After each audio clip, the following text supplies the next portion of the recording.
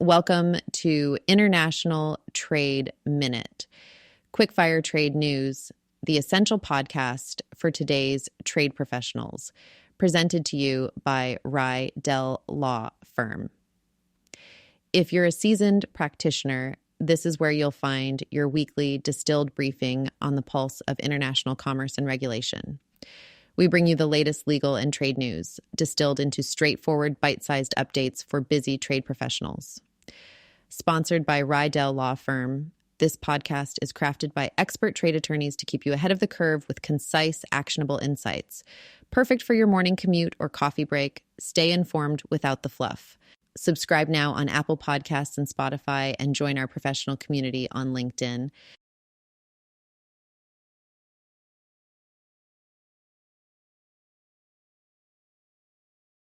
Today, we are exploring several significant developments in international trade.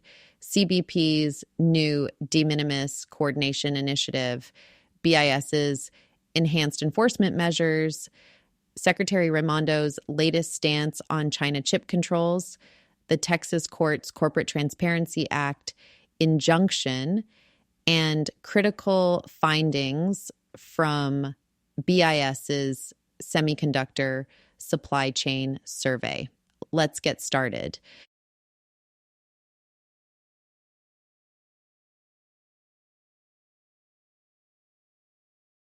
Starting in a significant development for e-commerce and import operations, CBP has launched a new de minimis coordination cell headquartered in New Orleans. This strategic move comes in response to a dramatic 35% surge in de minimis shipments, with CBP processing approximately 1.35 billion such shipments in fiscal year 2024 alone. Acting CBP Commissioner Troy Miller has emphasized that this new center will establish a consistent and predictable approach to handling de minimis shipments across all modes and ports of entry. The center will be staffed by subject matter experts and CBP's Office of Trade, focusing on developing intelligence-driven, risk-based approaches to address emerging threats. For trade practitioners, this new organizational structure represents a permanent solution to the mounting challenges in managing the exponential growth of small value shipments. The center will work directly with industry stakeholders to promote compliance while building relationships and providing education to relevant entities. The key takeaway for practitioners is to expect more standardized processing of de minimis shipments across all ports, with an increased focus on risk management and compliance. This centralized approach should provide more predictability in customs operations, though it may also mean enhanced scrutiny of shipments identified through the center's intelligence-based targeting. Up next, major developments are unfolding in export control enforcement, with BIS Assistant Secretary Matthew Axelrod signaling a continued aggressive stance on export violations. Over the past 3 years, BIS has reached unprecedented levels of enforcement activity, with 900 parties nominated to the entity list, including more than 320 additions this past fiscal year alone. The recently established Disruptive Technology Strike Force has proven particularly effective, charging 25 criminal cases since early 2023. A 50% increase compared to previous years. The message is clear. Export violations can no longer be treated as merely a cost of doing business, but rather present significant enterprise risk, requiring robust compliance investments. Particularly noteworthy is BIS's implementation of the new commerce screening system this October. This game-changing tool now enables the screening of all 40,000 annual license applications against intelligence holdings, a dramatic improvement from the previous manual process that could only handle 800 applications yearly. In its initial deployment, the system has already screened over 7,300 applications and flagged more than 420 licenses requiring additional review. The agency's reformed approach to voluntary self-disclosures is showing results, with a 70% increase in serious disclosures compared to previous periods. Additionally, BIS has enhanced its case prioritization, with over 85% of cases now involving priority technologies, end users, or end uses, up from 70% last year. Interagency coordination has also strengthened, particularly with OFAC, as evidenced by the recent $3.3 million joint settlement with Microsoft. Trade practitioners should anticipate more coordinated enforcement actions between these agencies in the near term. This evolving landscape demands heightened attention to compliance programs and increased due diligence in export transactions. For practitioners, the key action items are clear: review and strengthen compliance programs, particularly focusing on high priority technologies and end users, utilize the new disclosure framework effectively, and prepare for increased scrutiny in license applications through the new screening system. Moving on to our next story, Commerce Secretary Gina Raimondo has taken a firm stance on semiconductor controls while advocating for a balanced approach in U.S.-China relations. Speaking at the Reagan National Defense Forum, she emphasized the importance of maintaining strategic controls on advanced semiconductor exports to China while warning against complete economic decoupling. The secretary stressed that while denying China access to certain critical technologies is necessary, broad trade cutoffs would be counterproductive and potentially harmful to American interests. This position reflects a nuanced strategy of targeted restrictions rather than wholesale barriers. Looking ahead to the administration transition, Raimondo advised that export controls and sanctions, while important, shouldn't be the only tools in America's strategic arsenal. She characterized these measures as speed bumps rather than complete solutions, emphasizing that outpacing China through innovation and investment is crucial for maintaining technological leadership. The Commerce Department is actively modernizing its approach, implementing AI-enabled analytics at BIS to enhance efficiency.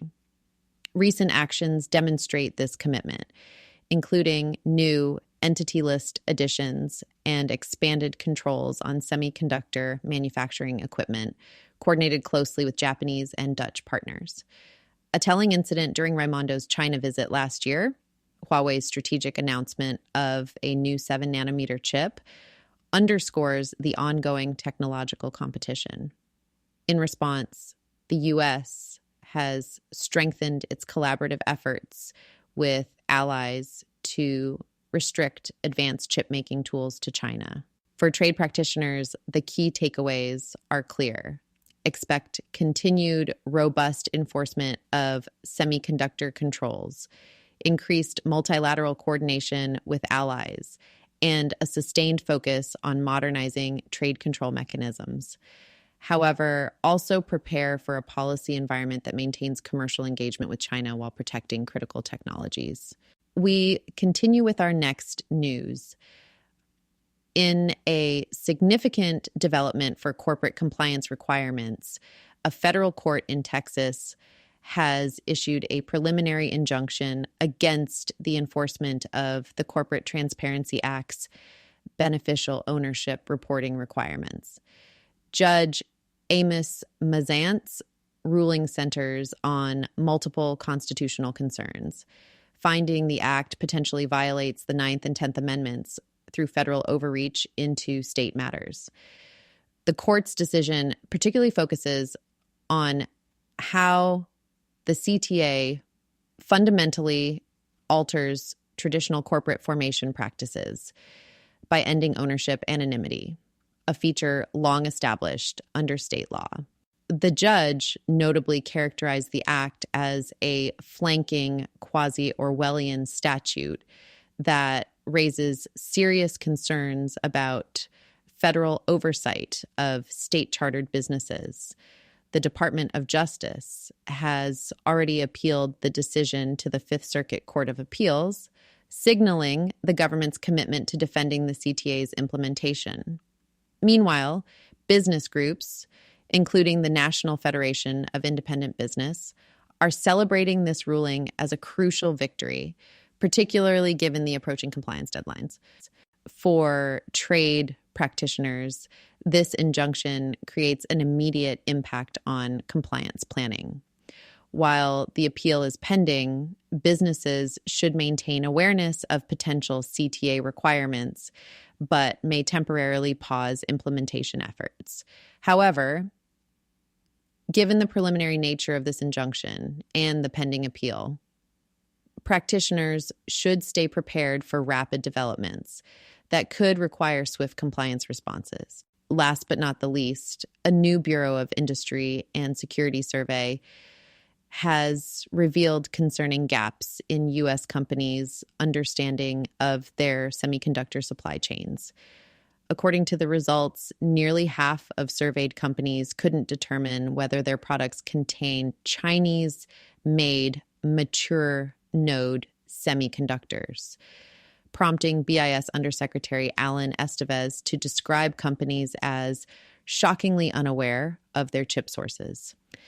The comprehensive survey, which covered 97 companies representing roughly 1/6 of global chip sales value, uncovered that while Chinese-made legacy chips are widespread in U.S. supply chains, their presence is relatively shallow.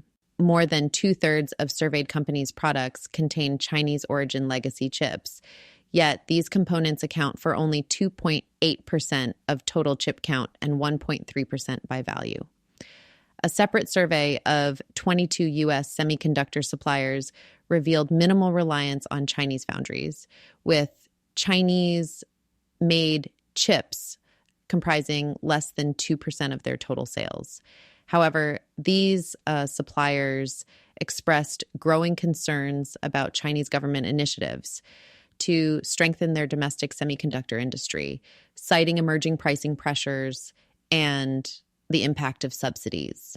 Of particular note for trade practitioners is China's recent implementation of new dual-use export control regulations, including their version of the foreign direct product rule. This development could potentially subject foreign firms to Chinese export licensing requirements when dealing with certain Chinese origin technologies. BIS has indicated these findings will inform future policy actions to address both Chinese oversupply concerns and the evident lack of supply chain visibility. Trade practitioners should anticipate potential new regulations or guidance aimed at improving supply chain transparency and addressing these identified vulnerabilities. Thanks for tuning in to International Trade Minute. We hope you found today's episode insightful and useful for your practice. Remember, our podcast is brought to you by Rydell Law Firm, your trusted partner in navigating international trade law. Don't miss our next episode. Subscribe now on Apple Podcasts and Spotify. Stay connected and continue the conversation with us on LinkedIn. Until next time, stay informed and stay ahead.